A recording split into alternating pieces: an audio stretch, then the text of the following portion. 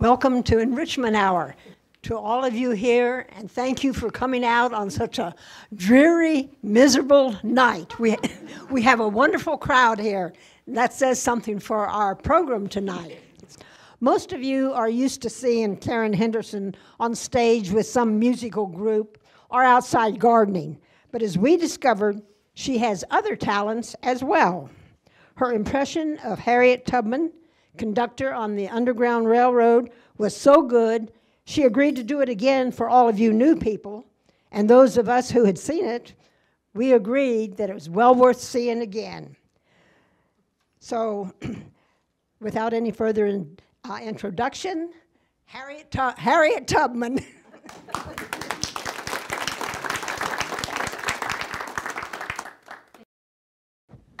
I feel that I need to tell you how I came to be here and why I'm going to be presenting this the way that I am. And it starts well over a decade ago.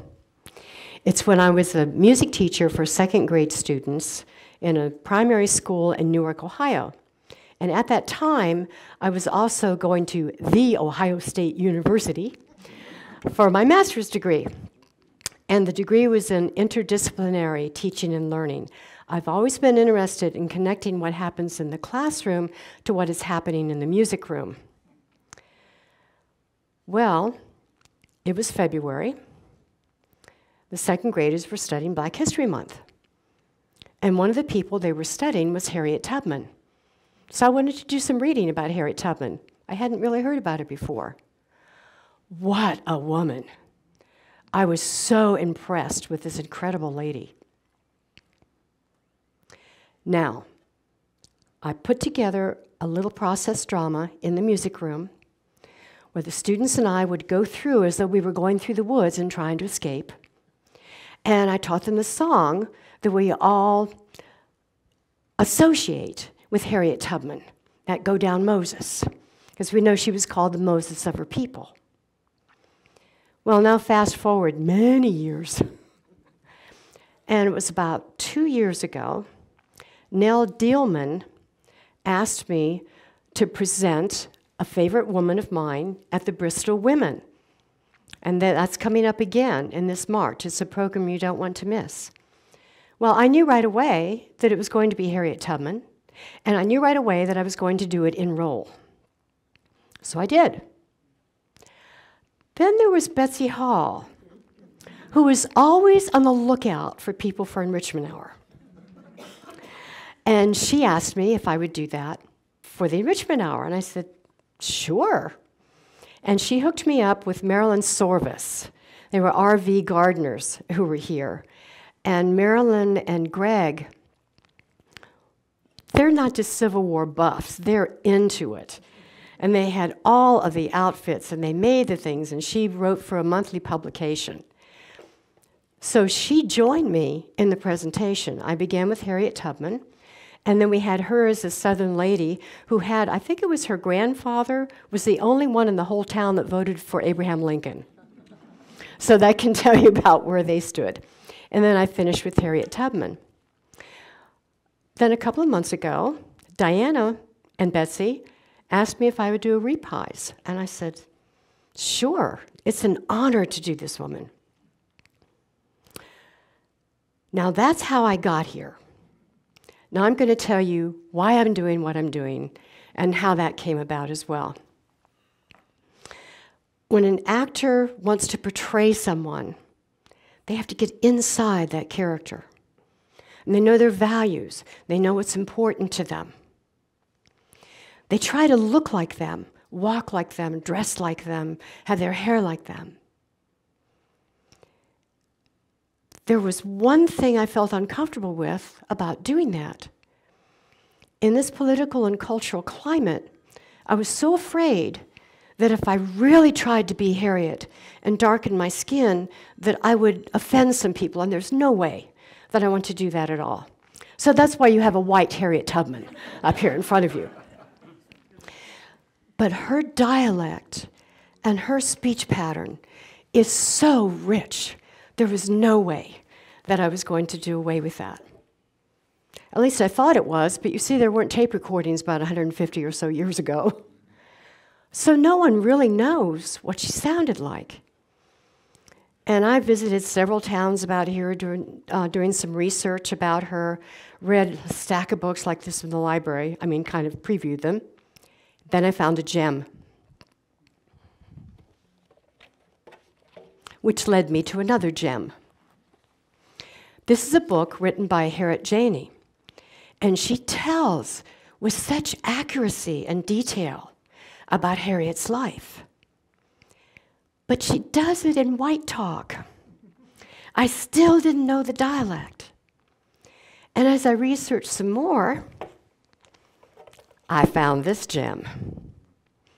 Harriet is going to tell you about a friend of hers named Sarah Bradford, who interviewed her. She was a contemporary. And Sarah wanted to honor every bit of that woman that was there. So she wrote down her dialect.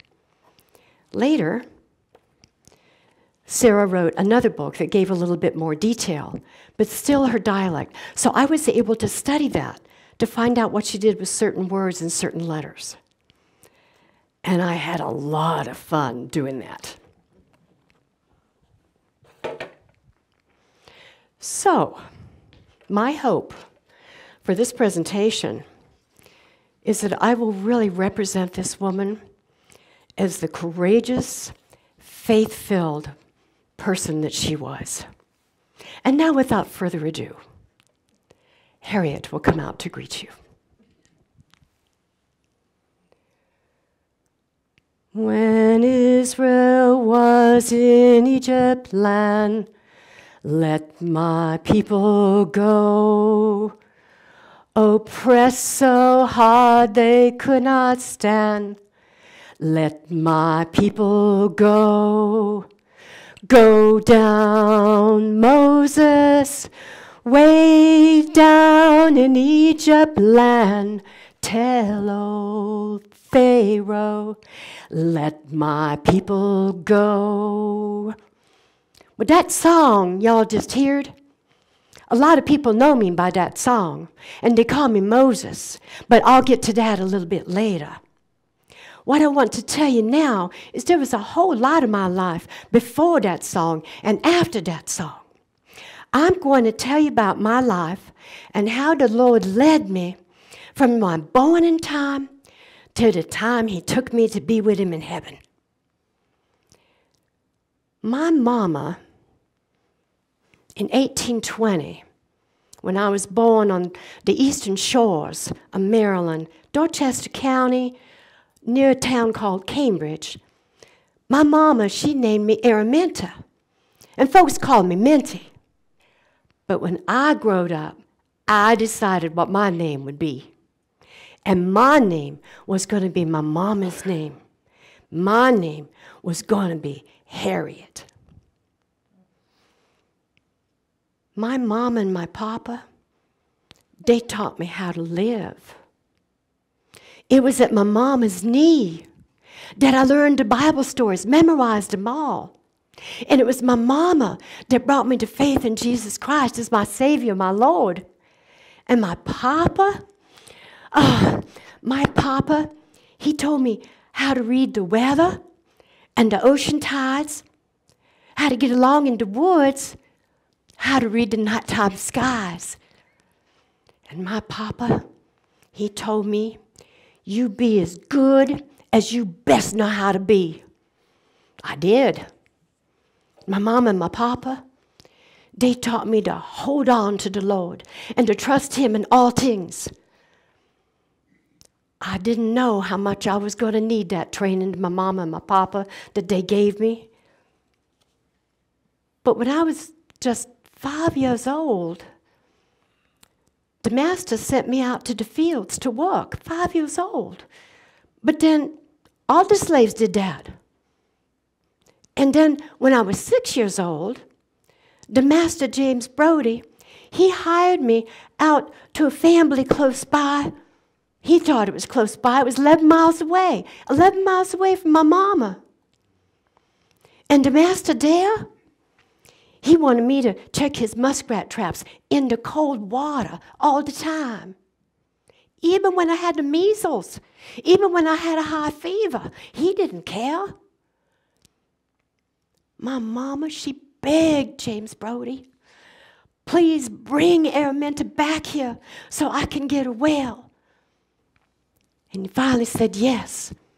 And I went back to my mama, and she nursed me back to health. It wasn't the last time that she nursed me. When I was 13 years old, there was something that happened that truly changed my life. I was hired out again to another plantation, and I went in the store at the plantation, and I saw this black slave boy come into the store. Now, I knowed he was supposed to be out working in the fields. He wasn't supposed to be in that store. And then I saw the overseer come in behind him. He was mad. And he went to that boy and he said, I'm going to get you and I'm going to beat you. You ain't never running away no more. Well, the boy started to run. And the overseer, he told me to hold him down. Well, of course I wouldn't hold him down. I went over to the door and I blocked the door. So the overseer couldn't get to him. That overseer, he was so mad, he took a 2-pound lead weight and he throwed it at that boy. Missed the boy, but hit me. Right in my head. Cracked my head open. There's still a dent in my head there. I dropped down like I was dead. And they took me to my mother. And she tried to get me well from December all the way to March. I just laid out on that table. I was delirious. I couldn't talk to nobody. I couldn't get up or do any work. I couldn't do nothing. And you know that James Brody, that master? 2 times he tried to sell me. Didn't no matter. Nobody wanted to buy any damaged goods. So I stayed there. After that, when I got well again, I made myself a promise. I would fight slavery with every bit that I had in my body. And I made another decision too. I decided I really wanted to get close to the Lord. I started praying without ceasing. I'd go over to the hose trough to wash my face, and I'd get that water up in my face, and I'd say, oh, Jesus, wash away my sins. And then I'd get a towel, and I'd wipe my face, and I'd say, wipe away all my sins, Lord. And then I'd go get a broom, and I'd sweep with that broom, and I'd say, Lord, sweep away my sins. Make me clear, make me clean. Oh, I was just so happy. And my master, he died shortly after all that. And Mr. Johnson became the guardian of the young master. Because Mr. Brody's boy, he was just too young to run the plantation. So Dr. Johnson was the guardian, and he made all the decisions. And one thing he decided was that he would hire me out to a family away from the plantation called the Cooks. Mrs. Cook, we called her Miss Susan. She had a baby, new little baby. And my job was to take care of that baby day and night, clean the house, do anything else that Miss Susan wanted. That woman must have been born with a whip in her hand. She whipped me 4 times before breakfast the first day I was there. She just came with that leather whip and she whapped and she hit me all around my head and around my neck. I still got the scars there from that. And I learned real fast I needed to wear clothing. There was thick clothing around my neck so that I didn't scar as bad. And then I also discovered that when she started beating me, if I started screaming really loud, she'd stop. Appeared like she'd done what she wanted to do. She got out of me what she wanted to get out of me, and she wouldn't beat me no more. So I remembered those two tricks. And eventually, I got to go back to the plantation to my mom and my papa. In 1844, I met a man. He was a black free man named John Tubman. He was handsome. He was a charmer and a jokester. He could sing and he could dance. He could read and write. None of us slaves, we wasn't allowed to read or write. I wanted to learn to read so bad, but I couldn't. And if anyone would try to teach me, they'd be thrown in jail for 6 months, fined $1,000. But John, he could read. Well, we got married. And when I saw his freedom, I wanted it all the more. The first step in truly being free is when you can look past all that you know and you believe in something better. It ain't easy, but it's the hard work that's got to be done. Well, I thought that John would want me to be free too, but he didn't. He was perfectly happy with his being free and with me being a slave. He even told me that if I tried to run away, that if I tried to escape, he'd turn me in. He'd betray me. My own husband, he'd betray me. Well, I knowed that there was some freedom seekers, some runaway slaves who'd made it to the Western Territories and to Mexico and to the Caribbean and some to Canada. And I heard about this thing called an underground railroad. Wasn't no real railroad, wasn't even underground. Story goes, there was a slave named Tice Davis. He was running away from his master. And he came close to Ohio. He came to the Ohio River. And the master, he was right hard on his heels, right behind him. And Tice Davis, he made it across the river. And then his master said, it's just as though Tice disappeared in an underground railroad. Never saw him no more. Well, the folks that was the abolitionist, the one that was helping those people escape, they liked being called an underground railroad. And they started using railroad terms. They'd use words like agents, but that meant something else. That was coded. They could talk out with all the other folk and talk to one of their own. The other folk never knew what was going on. So they talk about agents. Those were the folks that would help the slaves that was escaping. And then there was a station or the junction that was a safe place for them, that they could get shelter. And passengers, parcels, bundles of wood. That was the escaping slaves. Small parcels, them was babies, them was children. And the lines, that was the pathways that they would take. And then there was, oh, this was my favorite part. Heaven, promised land. In the beginning, that meant the note of the United States, where the slaves could be free. But later, and I'll tell you about that later, that became Canada. In 1793, that good Queen Victoria, she made a decree that nobody no how could come into her territories to get a slave. If a slave made it to her territories, they was free, period, no discussion. Well, about 5 years after I'd done married John, 2 of my sisters were sold.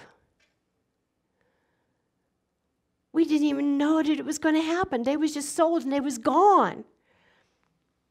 And then we did find out that 2 of my brothers and me, we were supposed to be sold to a chain gang down in the South. You know that John Tubman? He still didn't want me to escape. He still threatened me if I even tried to get away. Well, you know I made my plans. Just didn't tell that man. We had coded songs, too. There were songs that we would sing to the other slaves and to our family that told them we was leaving. One of them, you might even know this. If you do, you can sing it along with me. Steal away, steal away, steal away to Jesus. Steal away home. I ain't got long to be here. Oh, yeah. So I picked my goodbye song, and I wanted so bad to sing that song to my mama, to let her know that I was going. Oh man, old Rit, if she knowed I was going, she'd have started screaming and crying. Everybody would have known right away that I was going. I'd have been caught before I took the first step out the door. So I couldn't tell my mama. And that was real hard. But I knowed I could tell my sister. My sister worked in the big house, in the master's house. So I walked over to the master's house. And there was this big fence outside that. And right in the middle of the fence was a gate. Dr. Johnson, the guardian, was standing there at his gate with his big horse. Now, you got to know,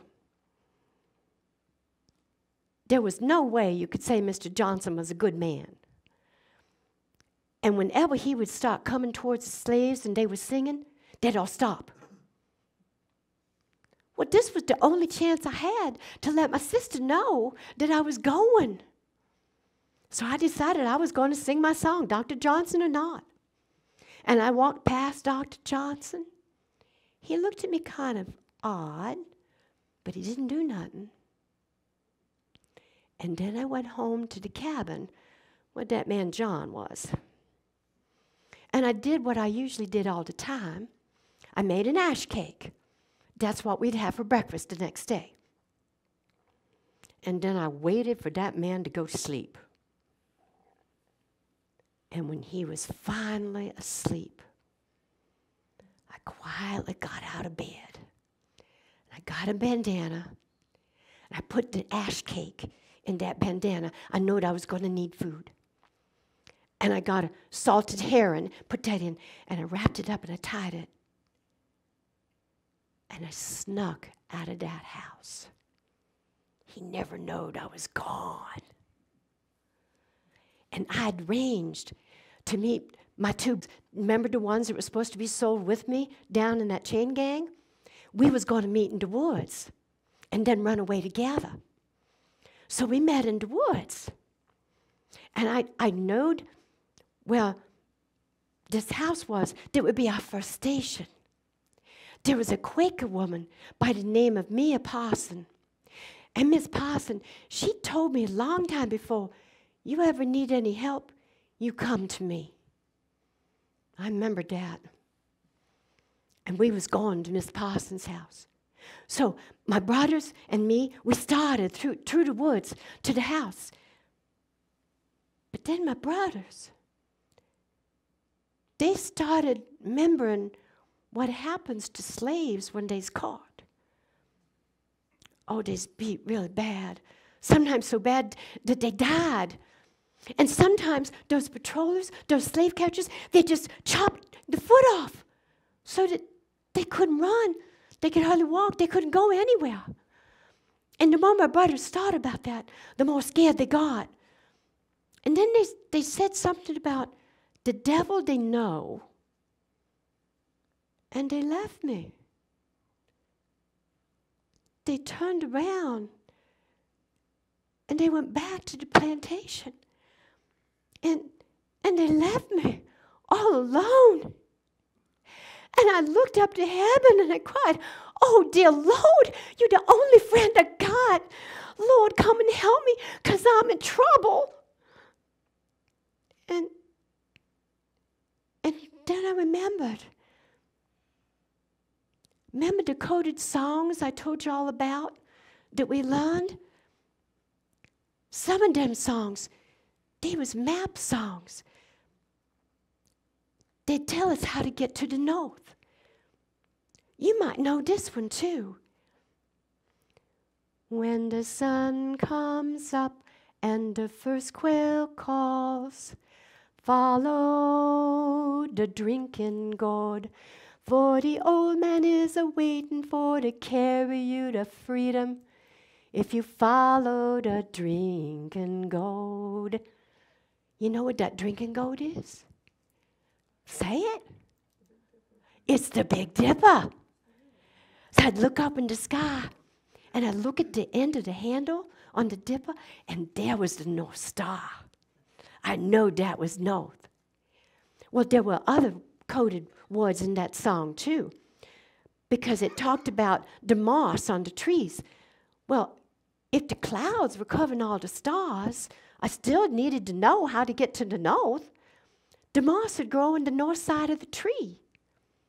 And something else that was said in that song, in that map song, was the riverbed makes a very good road. Tell you more about that later, because it sure do. So I remember that.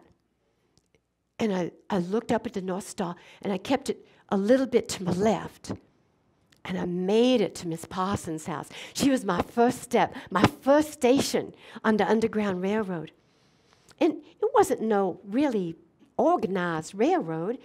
It's just Miss Parsons knew about one, maybe two more stations that I could go to and could tell me how to get there. But she didn't know them all. But the person at the end of what she knowed, they knowed. So I just kept going. I ended up going to 7 stations before I made it to Philadelphia. And I looked at my hands to see if I was the same person now that I was free. There was such a glory over everything. The sun shone like gold through the trees and all over the ground. I felt like I was in heaven. And then I went down into that city. And there was folks in that city called the Vigilance Committee. They was looking for escaped slaves because they wanted to help us. And they gave us food and water.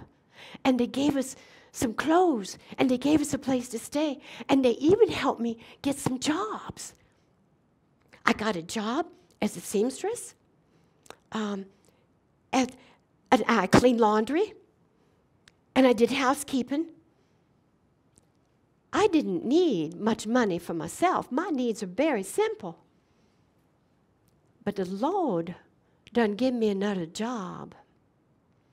The Lord told me that I was going to go back south to get more of my family and to get more of his children that were still in slavery. So I worked, and I saved money so that when I would be taking them on the Underground Railroad, I'd be able to go and buy food for them. Well, I made it to Philadelphia in 1849. In 1850, Harriet Tubman, I became a conductor on the Underground Railroad. And I learned all the signs, even made up some of my own. But there was something else that happened in 1850. This is before what y'all call the Civil War. And the northern politicians, they was afraid that the South would pull away from the North, that they would secede. And so they wanted to do what you call placate them, make them happy, at least happy enough to stay. So they passed this Fugitive Slave Act. And what it meant was that anybody from the South could come up to the North and take a slave that had escaped and bring him back to the South. And anybody who would help that slave in any way at all, they'd be put in jail, they'd be heavily fined. There was free black men in the North that was kidnapped and brought back as slaves into the South. We all know how that law worked out on keeping the South in, don't we? It was then that I decided my train was not just going to the North.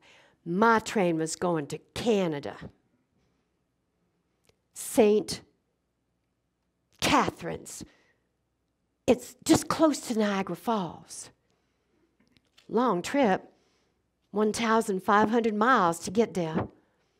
But that's where we went. And then when I would get them there, I'd stay with them for several months. Wasn't enough just to get them out of Egypt. Had to get them firmly planted in that promised land. And of course, we couldn't do all this without people helping us.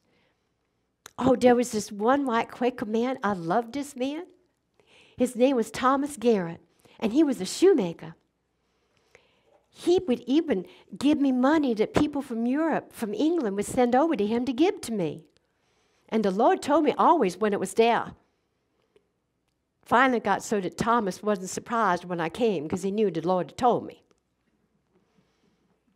Well, this man, he made shoes for us. He gave us food. He gave us shelter. And he was caught 3 times.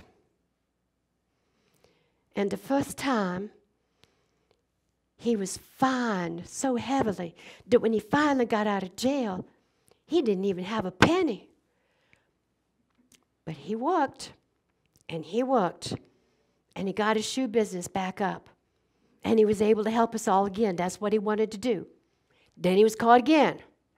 Same thing. He lost everything. Came back, worked again, caught a 3rd time. And this time, when he was in front of the judge said to him, Thomas Garrett, don't help those slaves. And Thomas Garrett, what a man of courage. He stood there quietly. He looked right at the judge, and he said, Judge, if you know of anyone who needs a friend or a place to stay, tell him to come to Thomas Garrett. What a man. There was lots of folks right around here that were courageous too and that helped in the right ways. Right in Ross County, north of here, there was a family that had a great big farm. And at the back of the farmland, there was a little building. And slaves could hide in that building. Well, out by the big house, by their farmhouse, there was a big, what they called the signal bell. And when they knowed it was safe for the slaves to come, they'd ring that bell. And the slaves had come to be taken care of. Y'all know about Ripley, Ohio? It's pretty close to here. It's on it would be in the north side of the, because it's in Ohio. There was a funeral director there who was really clever. Everybody was always trying to figure out how to get the slaves snuck out. Sometimes we'd say, oh, there's a load of potatoes coming. That meant they was hiding under the farm wagon in a little hidden compartment, or maybe just under a blanket under all those potatoes. Do you know what this funeral director used to get the slaves out of Ripley? Coffins! Yeah! They had more than one use. And then there was a minister there. His name was Reverend John Rankin. And his house was right at the top of that cliff on the High River. And he'd keep a light lit there, too. so that it was easier for the slaves to know where the land was.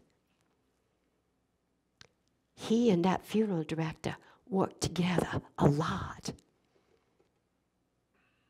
Now, there were three main, what you call denominations, that worked to help the slaves get free: Methodist, Quakers, and Presbyterians.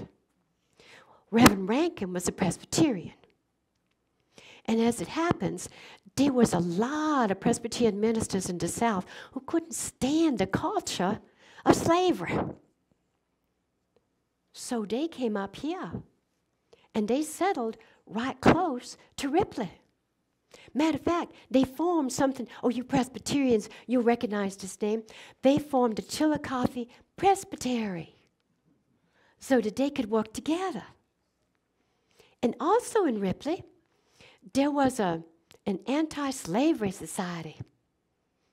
Something else about Ripley. There was a town close by Ripley that had a lot of free blacks that lived together. And there were some slaves from Kentucky that their master had said, and put it in his will, that when he died, all his slaves were to be set free. He died, they were set free, and they moved up near Ripley. Good place to be, full of good folk. Well, there was many things that I did to get ready for my Underground Railroad. I had lots of different disguises. And I'd go down to a plantation, and I'd sing one of those code songs that would let him know Moses was there to take him. One of them was Sweet Chariot. I know you must know this one. Sing that along with me. Swing low, sweet chariot, coming for to carry me home. Swing low, sweet chariot, coming for to carry me home. What was that sweet chariot? Do you know what that was in the code words? That was the Underground Railroad. So the Underground Railroad was at your doorstep, coming for to carry you home. What was that? Yeah, take you to freedom. And now it meant to Canada. And swing low. That chariot would swing low into the South to pick them up and bring them back up. There were other coded songs that I used when I had my slaves with me and I was hiding them. I'd go into a market, and when I'd come back, they'd have to know if it was safe for them to come back or not in a way that nobody else knowed I was telling them. So if I sang that song that I sang at the beginning, Go Down Moses, and I sang through it 2 times, no changes, they knowed it was safe for them to come out, and so they would. But if I added some words, like, hadn't been for Adam's fall, shouldn't have had to die at all, they know not to come out. There was another song that I used when I knowed that there was patrollers, slave catchers nearby with dogs. And I'd sing this song. Wade in the water, wade in the water, children, wade in the water. God's gonna trouble the water. That meant for them to get into the water they was close to, into a stream or into a river. Because then the dogs, they couldn't smell. They couldn't follow the scent of the slaves and get them, and the slaves would be free. There was this one time that I really needed to use that quick wit that the Lord gave me. Went into a market to buy some food for my passengers, and I bought some chickens, live chickens, of course. There was 2 chickens, And I tied their feet together and held them by their feet upside down. And I started walking.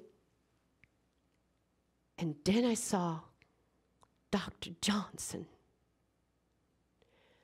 Remember, Dr. Johnson was the guardian of the master. He would know me if he saw me. So I real quick, like, I put the bonnet on over my head, put my head down, I let loose those chickens, and I shoot him, and then I start chasing after him and yelling at him, you come back here, you come back here, we're supposed to have you for dinner. That's what they did, they laughed. Look at that silly old black woman chasing those chickens. They didn't know it was me, and I got out. Who had the last laugh on that one? Now, I also had a gun, and I knowed how to use it.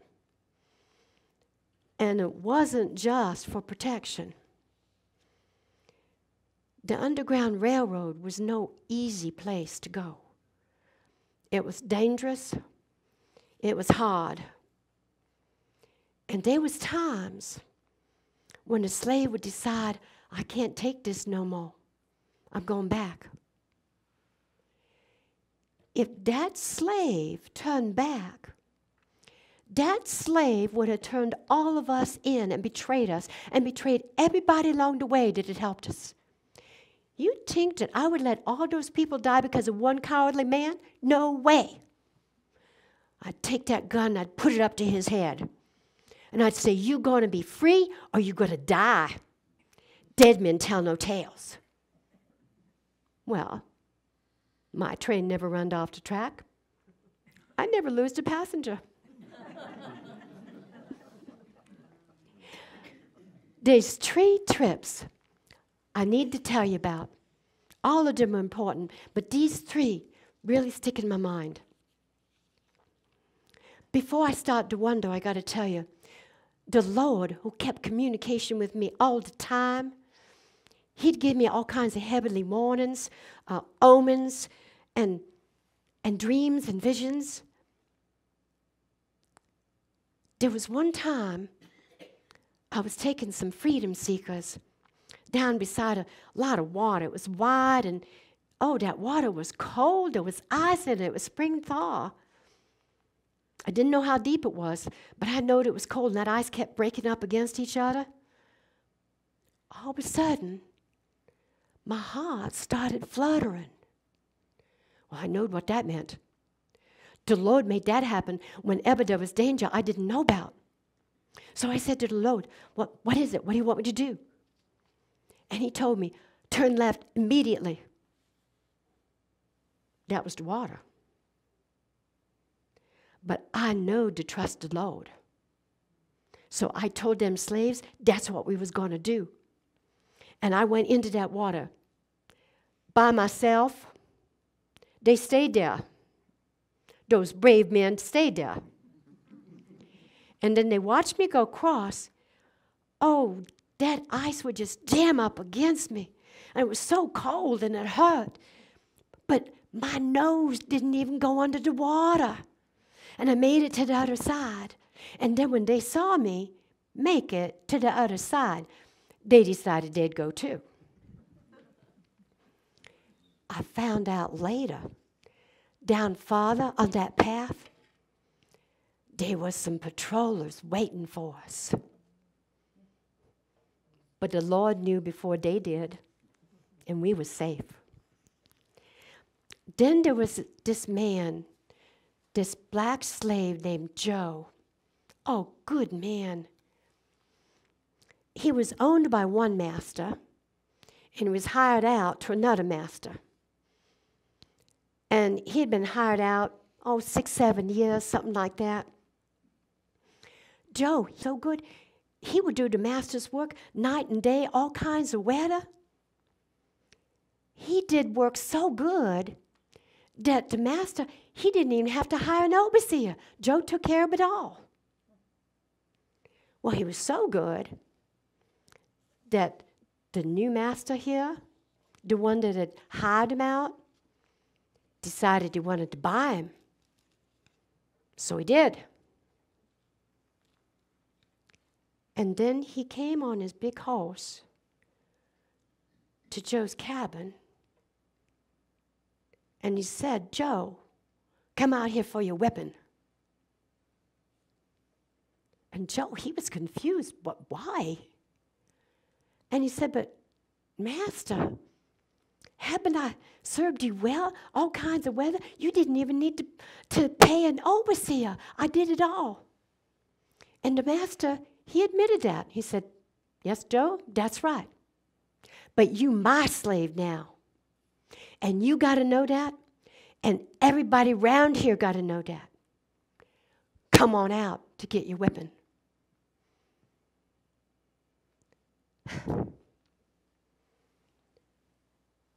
That was wide leather straps, lots of them. Joe knowed what that would do to his back and how to rip it open. But he knowed that if he tried to resist, it would be even worse. So Joe, he came out of his cabin and he took his shirt off and he let his hands be tied up and he took that whipping again and again and again, and it just tore his back open. And then when they let him down and he got back into his cabin, when he got well enough that he could move around, he and his brother, they decided that would never happen again. And they got a boat and they went down a river to a man they called Uncle Ben.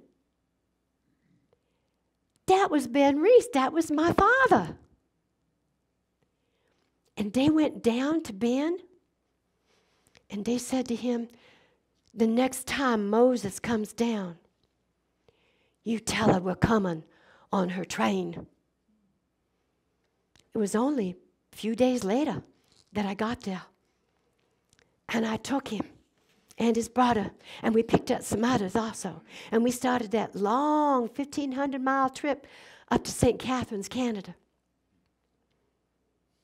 Well, on the way, one of the stations we stopped by, the agent came up to Joe, and he said, "Joe, I want to shake your hand." And Joe said, "How do you know who I am?" And he told Joe, "Well, I got this poster here. It looks just like you. $2,000 reward." Oh, Joe became a different man.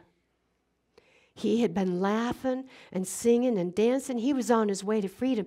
He saw that. He almost went what you all call comatose. He just sit with his hands in his head just resting against his hands. Wouldn't talk to nobody. Wouldn't say nothing. Wouldn't sing. Wouldn't react to nothing. There was nothing we could do. The last part of our train trip was on a train, and it was going across a river near Niagara Falls. Now, halfway across that river was legally Canada. So we was really free then. And we told Joe that. We said, "You're in Canada now. We're in the Canada part of the river." "Oh, look at the Niagara Falls, Joe. Look at that mighty falls. We never going to see this again. Come and look." Joe just sat there.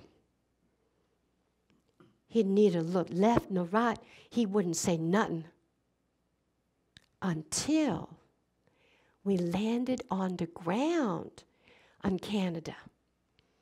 The first person off the train always is the conductor. Joe was right behind him. And he knelt down on the ground. He held his hands up to heaven. He said, "Glory to God and Jesus too. One more soul got saved." Oh, you should have seen it.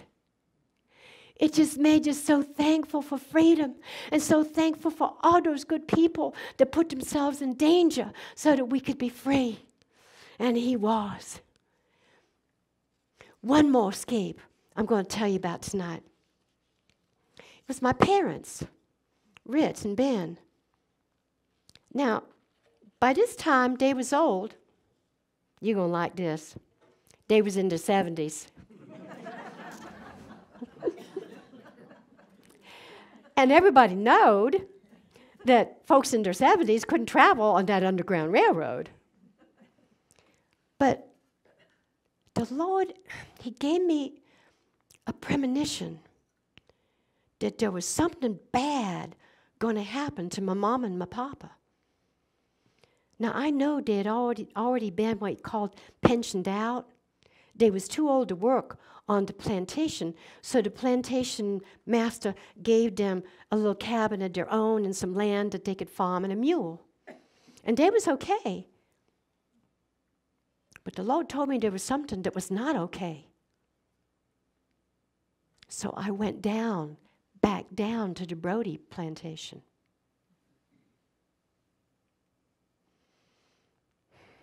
Turns out, my Papa Ben, he was supposed to be tried the next day for helping slaves escape. I just removed my father to a higher court, and we were on our way to Canada. We made it. Wasn't easy. I got a little axle with 2 wheels here, and I put a board on it for them to sit on, another little board for their feet, so that they wouldn't have to walk, because I know they couldn't walk very much. Wasn't exactly any fancy wagon, but it did the job, and we got to Canada. And I stayed with them there through that first winter. That was so hard on them. They just almost died during that winter in Canada. And I knowed they wouldn't make it another year. I had to bring them back with me to where I was staying in Auburn, New York. I had lots of friends there. Auburn, New York was a place that there was lots of abolitionists. And I know they'd be safe there. So we went there. Didn't have no place to stay. But there was this man named Mr. Seward. I think you heard of him. At one time, he was the governor of New York, and then he became one of their senators, and then he became Secretary of State for Abraham Lincoln. He hated slavery. So he and Mrs. Seward, they decided to sell that house to me at really, really low price, so there'd be a place for me and my folks to be. Well, sometimes there was as many as 10 folks in that house, because anybody that needed help, they know they could come to us, and we'd take care of them. And I knowed that when I had to leave my folks, that they would be safe, because my friends would be taking care of them. So I didn't have no worries about that. Well, I took 19 trips in all to the South. Over 300 slaves were freed on that part of the railroad. And the last trip that I took was in December of 1860. There was a little parcel in that group, so I had to give that baby some opium so that it wouldn't cry, because if it cried, we'd be caught. The Civil War started in April 1861. And in that same month, there was Union troops from the North that went into Maryland. Well, as soon as the slaves on the plantations saw the Union soldiers, they knew they'd be safe, they'd be free if they could get back there. So a lot of them made it to the Union soldiers. And of course, the soldiers took them in. But they didn't know what to do with them. And a lot of the times, they couldn't even understand them. So there was this governor of Massachusetts, John Andrews. He wrote to me. Of course, I couldn't read it. Someone else read it. And he asked me, would you please be a nurse? It's contrabands. That's what they called the blacks that came from the South and into the North. Be a nurse for them and be a spy and a scout for the North? Well, I thought about that for a while. And then the following May, I decided I would do that. So I left my parents with my friends, and I reported to Brigadier General Hunter in the South Sea Carolina Islands. And he took me to Beaufort, South Carolina, to the contraband hospital there. And the first month I was there, I got rations. That was all I needed anyway. But then after that, they wouldn't give me no more rations. They give me no pay. And when I said, why not? They said, we don't have any official papers on you. Nobody sent you down here from the government. You're just on your own. Well, I did some more thinking about that. I knowed that the Lord sent me there. I knowed I was supposed to be there.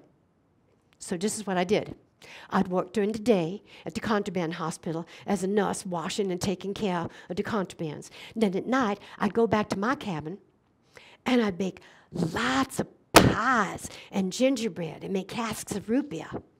And the next day, I'd give those to the contrabands to sell to the Union soldiers. We made enough money that I could build a wash house.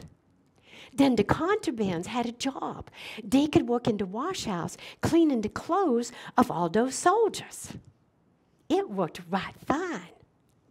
And then, as a spy, I went behind the enemy lines. I was really good at disguises and doing that sort of thing. I even spied, that's where they're putting the military. That's where they're putting their artillery. There's their ammunition depot. I led a raid on one of the gunboats. The slaves called them the Lincoln gunboats. We went down to South Carolina, and we blowed up the biggest ammunition depot that the South had. Blew it all apart. And when the slaves on the plantations saw those gunboats, they wanted to come to us, and they started running. And then the slave owners back there, they, of course, wanted their property to stay with them. And they would tell them all stories about the North and come back to us, you're safe with us. And those slaves, they didn't know who to believe. But they'd believe Moses. And so I started calling to them. I made up songs about what the North was going to do for them and what freedom is like. Didn't take them long to decide they'd go to those Lincoln gunboats. I got to tell you, forgive me for laughing about this, but they were so funny. There was one woman running. She had a pot of rice on the top of her head. And she'd run, holding that rice, and the other hand would get in to get some rice and eat. And she kept doing that while she was running. There was others that had children just hanging on them, as they was going. One woman brought 2 pigs. We took them on board, too. Named one of them Beaufort. Next one was named Jim Davis. There were so many twins. I never seen so many women with twins. They come with the twins hanging around their neck, running to get onto the boat. And we all made it. I worked that way for 3 years till the war ended in April 1865. And after the war, I went back to Auburn, New York, and I petitioned the government for the pay that was owed to me for those 3 years. Y'all going to be so surprised about this. Government said no. Not the proper paperwork. No authorization. Mr. Seward, you remember the Secretary of State? He even went to Congress to fight for me to get the pay. The paperwork was too much for him. He couldn't even get it done. Oh, my friends, they were so mad. They decided that they would do something about that. I didn't know what all their plans was. But there was my friend, Sarah Bradford. I think my friend Karen Henderson mentioned something about her and about the books that she wrote. She had me over to her. Oh, she came to visit me. And she wrote down everything that I said. And then she made that into a book that other friends published. And when they published it, it was all sold out. Not one copy left. And they gave all the money from the sale of the books to me. I was able to pay off that house so my parents would always have a place there.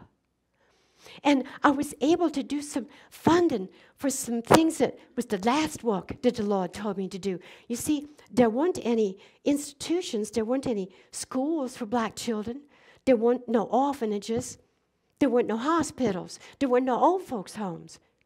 We needed to work to get them. And so this helped in the beginning of that. Have you ever noticed that sometimes the Lord has a surprise for you that you had no idea was coming?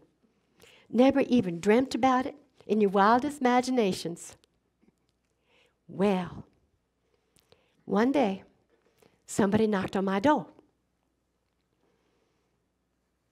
And there was this big, handsome black man there. Turns out his name was Nelson Davis. He was one of those soldiers that I had helped in Beaufort, South Carolina. So we started talking. We got along right fine. We ended up getting married, as a matter of fact. Even though he was 20 years younger than me. How about that? Ha! Nelson and me, we had 19 wonderful years together. And all of that things for the raising money for the schools and the hospitals and the nursing home and all that. He helped me the whole way. He didn't want anybody to look at him. He just did the work. Oh, I loved that man. We had 19 years together before October 14th, 1888, when God's sweet chariot came for him and took him to his final home. And I knowed where it was, even though I missed him something awful. Well, after the war, there was no need for abolitionists no more, right? But those abolitionists, they saw other needs. And a lot of those women became suffragettes. I think you know the woman named Susan B. Anthony. I heard she's on some of your coins. Well, she and a lot of other people worked with us. And we said we had guided our nation out of the swamp of slavery. Shouldn't we be allowed to cast a ballot and to be guided by God to heal the other flaws in our country? Good women. I got lots of honors. I got a medallion from the Queen of England for serving humankind. And then that good Queen Victoria, when she had her Diamond Jubilee, she sent me a Diamond Jubilee medallion to me. And she invited me to come over there to celebrate with her in England. Oh, this old body had gone through too much. There was no way that I could do that trip. But I tell you, that letter that she sent to me, it was worn to a shatter. So many people done read it. You remember my telling you about the nursing home that was built, the old folks' home? I went into that in 1911. And in March of 1913, there was one day that two ministers came to visit me. We had a worship service. We prayed together, we sang together. We sang that song that you and I sang before, Sweet and Low, Sweet Chariot. We sang that. It was a happy, happy time. And then, after they left, that sweet, sweet chariot, it came down to swing and pick me up and take me to my forever home. After my talk is done, there's a friend of mine, you met her before. She's going to come. You want to ask any questions or talk with her, she'd be glad to go ahead and do that. But before I go, I wanted to tell you something else. The Lord gave me purpose in my life, filled my life to overflowing. If you're living and you're breathing and you're watching me now, He's got a purpose for you too. Go find it and find your joy and be filled with the life that He has already for you. In the meantime, remember this. Y'all take care of each other. Now, I know that here in this village, you all do that. You take good care of each other all the time. And always remember to always, always trust the Lord, who will always love you.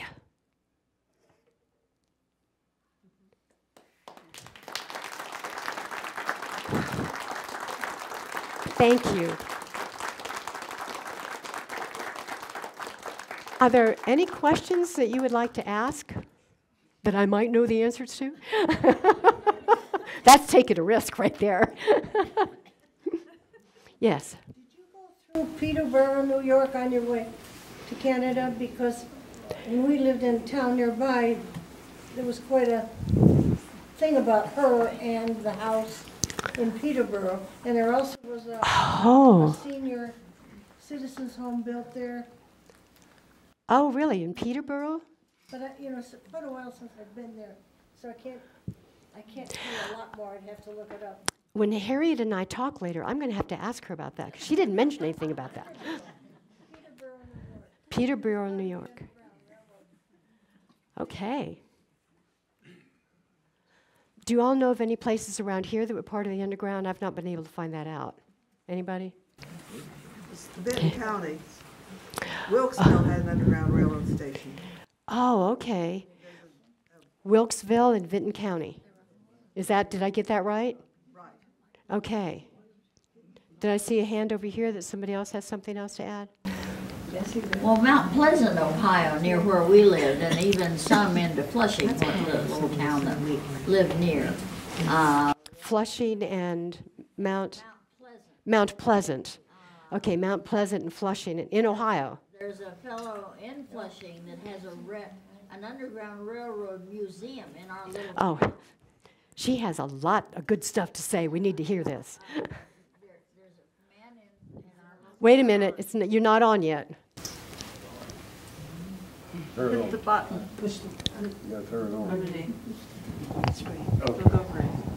There's a fellow in Flushing, a black man, who decided he wanted to start a museum of the Underground Railroad because there was quite a bit of Underground Railroad activity near us.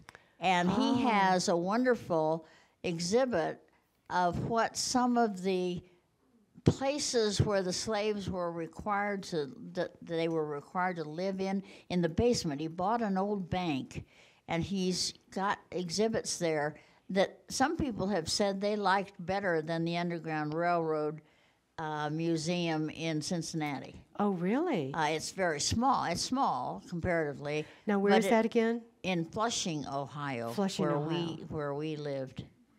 Yeah. Well, we had a group of high school kids who were traveling the country, and they'd been to Cincinnati, and then they're in Flushing with us, and they said, "Oh, this was so much better than Cincinnati." Said Cincinnati just had a bunch of posters on the wall. Oh, But I've never been there, so I won't give an editorial comment. but John has quite a number of artifacts of housekeeping, and then he had this space in the basement that was like a slave cabin with a dirt floor and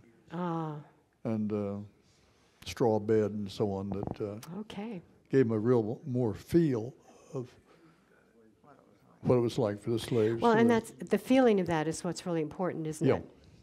And in this case, it does more than a picture, which says 1,000 words. This probably says 1,000,000. Now, Bed- I was remodeling my grandfather's home in 1870, but as we were remodeling, it seemed kind of strange to me that it had false ceilings in all the closets upstairs. So there was space for somebody to have been stored there. I don't know it was ever used that way, but I know some other homes in the village that, in Flushing, that, Well, it makes sense that it would. Oh, Betty has something to add, too. Oh, wait for the microphone. I wanted to know if there ever was any word about her original husband, Tubman. Anybody ever know what happened to him? I realized halfway through that I forgot to tell you about that. So what had happened was it was on her, I think it was the second or the third trip that she went down on the Underground Railroad. She went down to the Brody plantation, and she sent word to John to come to her. And she thought that he missed her as much as she had missed him, and that he would come with her, and they'd be free together. He had remarried. And he didn't want to go with her. And actually, their marriage had not been, Harriet felt that it was legal, but the marriage under the law was not legal because he was a free black and she was not. So it wasn't recognized as being legal. And she was just devastated because she still just loved that man. So and that's the last I heard about John Tubman. So thank you for asking that.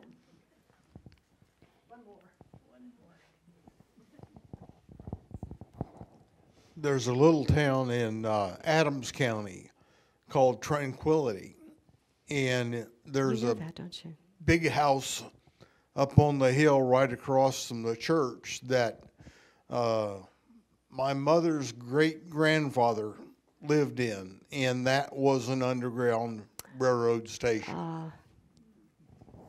Interesting. Well, thank you all so much. You have been such an attentive audience. You made this so much fun for me.